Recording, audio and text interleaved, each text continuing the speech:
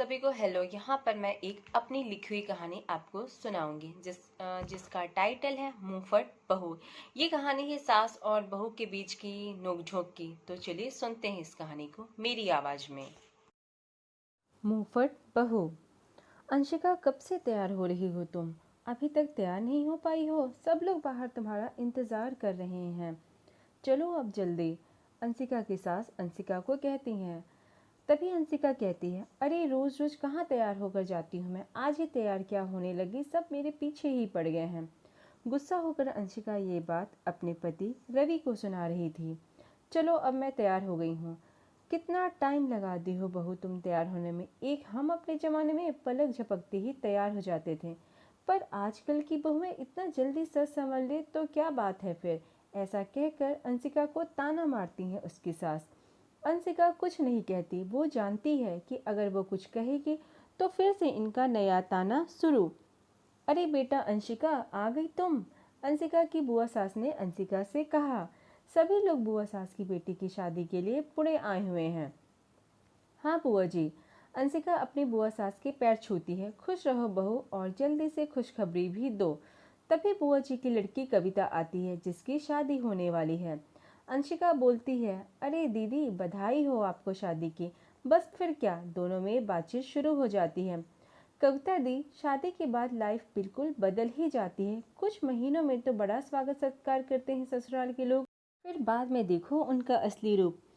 तभी उसकी दीदी कविता कहती हैं, अरे नहीं अंशिका, ऐसा नहीं है, सभी ऐसे नहीं होते, ये सबकी अपनी सोच होती है।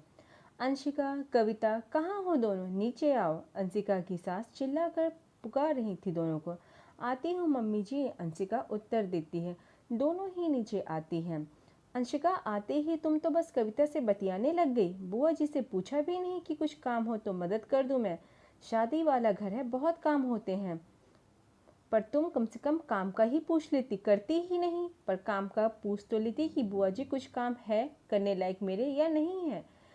ऐसा अंशिका की सास अंशिका को कहती है मुंह बनाते हुए। ये बात अंशिका को बहुत बुरी लग जाती है। उसकी आंखों में आंसू आ जाते हैं, पर मुंह से कुछ नहीं निकलता। वो चुपचाप किचन में जाती है।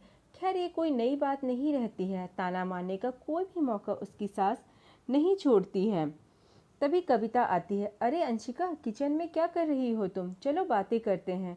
नहीं दीदी, एक बात पूछूं आपसे, अगर आपके ससुराल में आपकी सास हर बात पर आपको ताना मारे तो आप क्या करेंगी? देखो अंशिका, अगर मेरी गलती नहीं है, बेवजह ही मेरी सास मुझे अगर ताने मारे तो मैं उसका ज़रूर जवाब दूंगी। बहू बन जाने पर जुबान गूंगी बना लेना सही नहीं है, क्योंकि हर बार ताने सुनो, ये सही बात नहीं है। क्योंकि एक बहू ताने सुनने के लिए ही अपना घर छोड़कर नहीं आती है। इसलिए खुद को कभी ऐसा मत बनाओ कि कोई भी तुम्हें कुछ भी सुनाकर चल दिए। हाँ दीदी, आप सही कह रही हैं। तभी खाने के लिए अंशिका की सास आवाज़ लगाती है। अंशिका, कविता, चलो खाना खाने नीचे आओ, सभी लोग तुम्हारा इंतज़ार कर रहे हैं। दोनों नीचे आती हैं। कई लोग और परिवार के कई सदस्य वहाँ पर होते हैं।